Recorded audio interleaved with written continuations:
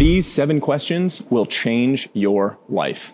In this video, we're going to walk through my annual review process. The 7 questions that I ask to reflect on experience and drive outsized growth in the year to come. Let's dive right into it. One of my favorite quotes of all time is by a man named John Dewey, who said, "We do not learn from experience, we learn from reflecting on experience."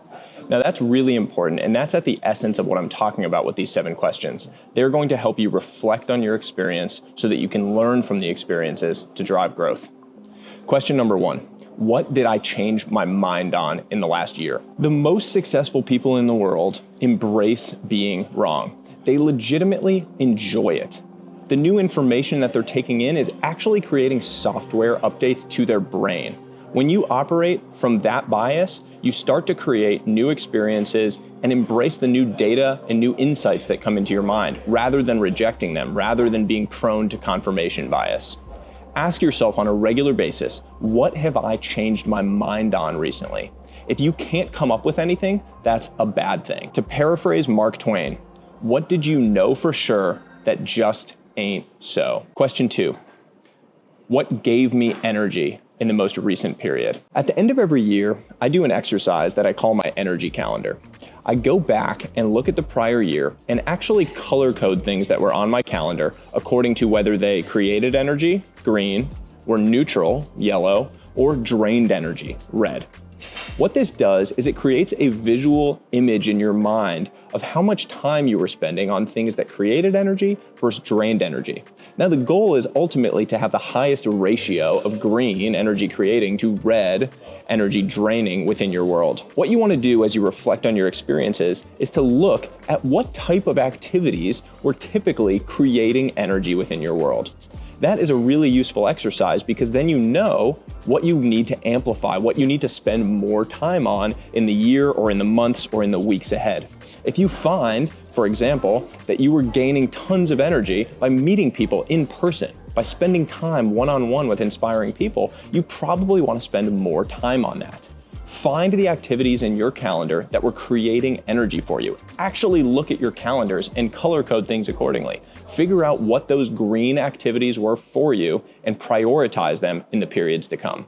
Question number 3, what drained energy in the most recent period? This is a natural extension of question 2. Now you're looking at what were the red activities, what were the typical things that actually drained my energy. For me, phone calls are a huge draining activity. I noticed that when I looked at my calendars and color coded them accordingly, all of the red on the calendar were Zoom calls and phone calls. So then knowing that, I can actually take actions accordingly. I can bucket calls into a single day. I can reduce the number of phone calls that I might have on my calendar by turning things into in-person meetings, which happen to be very energy creating for me. So by figuring out what those energy draining activities are, you can systematically create a process to reduce their impact on your calendar in the periods to come. Question 4, what were the boat anchors in my life? Boat anchors is a term that I use to talk about things that are creating drag on your progress. They're the things that are literally an anchor sitting in the ocean floor, preventing your boat from continuing to make the progress that you should be making. They slow you down and they actually hold you back from achieving the things that you want to achieve. They can be people, they can be activities, they can be behaviors or habits. It doesn't really matter. What you need to figure out is what those boat anchors are for you, and then how you can eliminate them from your life in the periods to come. Ask yourself, who are the people that are holding me back? Who are the people in my life that are telling me to be realistic, that are telling me that my ambitions are stupid, that are showing that slight twinge of envy or jealousy when I experience a win? Those people are boat anchors. They're holding you back from creating the dramatic growth and change that you want to create in your life. They need to be slowly removed. You can't allow their energy to be as close to you as it has been in the past. What are the habits or behaviors that are holding you back? What are the little things that you're doing or the little beliefs that you have in your mind that are not allowing you to make progress in the areas that you want to? Those are boat anchors. They need to be changed. Boat anchors need to have the line cut. You simply remove them and it allows you to dramatically accelerate from here to where you want to go in the future. Question number 5. What did I not do in the last year because of fear? Fear becomes a limiter on growth. We avoid things that we're afraid of, and that prevents us from going after those 10, 100, and 1,000x opportunities that can change our lives. There's a famous quote that I'll paraphrase that says that fear is often greater in imagination than in reality. And that is truly the case. The thing you fear the most is actually the thing you most need to do. Call it the paradox of fear. It's such an important concept. So ask yourself, in the prior year, what did you not do because of fear? Be honest with yourself about this. It's okay to admit that you were afraid and didn't dive into something. Maybe it was starting that new business that you've wanted to go after. Maybe it was starting that new relationship with the person that you've had a crush on for a long time. Maybe it was quitting your safe, stable job to go after something new that gives you a ton of energy. Whatever that thing was, write it down. Actually think about the fact that you didn't do it because of fear. And then use Tim Ferriss's fear setting process. Write it down and then deconstruct the fear. Ask 2 questions. 1, what was the downside if you had taken action against that fear? And 2, what was the potential upside if you had taken action against that fear?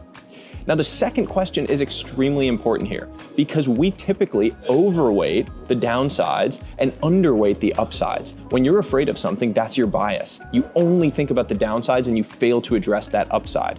Thinking about the upside, writing it down, actually rationally thinking through it allows you to see the clear picture about what the potential was of that opportunity, and it allows you to completely eliminate fear as a limiting factor on your growth. Question 6.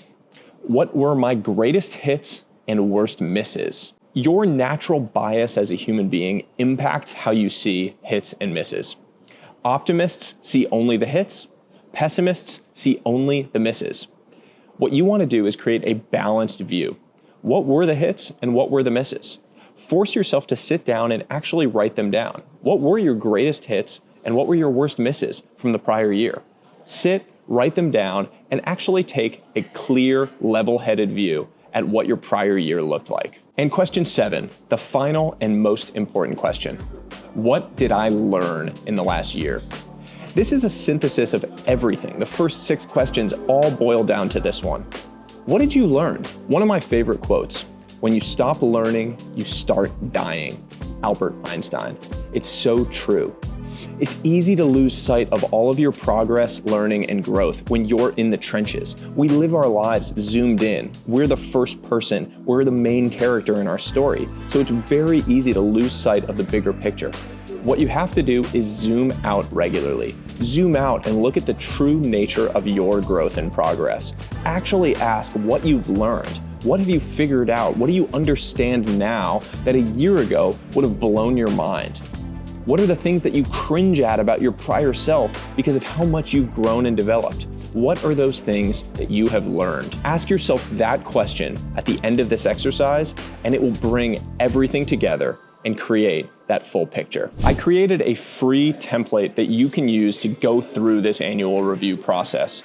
Go to sahilbloom.com/annual-review or find it at the link in the comments. Ask yourself these 7 questions on a regular basis, and I guarantee you will start to experience new learning, new growth, and new development in all areas of your life. Pair it with my annual planning process to have a perfect combination of both the reflection and the planning to make the year ahead the best year of your life. That's all for now. Until next time, stay curious, friends.